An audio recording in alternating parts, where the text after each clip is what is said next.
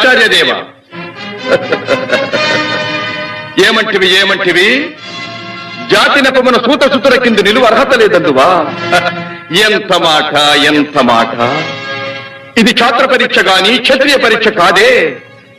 కాకూడదు. ఇది కుల పరీక్ష ఎందువా? నీ తండ్రి భరద్వాజుని జననమెట్టిది. అతి జుగుప్సాకరమైన నీ సంభవం ఎట్టిది. మట్టి కుండలో పుట్టితివి కదా. నీది ఏ కులము? ఇంత ఏల అస్మత్ పితామహుడు కురుకుల వృద్ధుడైన ఈ శాంతనవుడు శివసముద్రుల భార్యవు గంగాగర్భమున జనించలేదా? ఈయనదే కులము.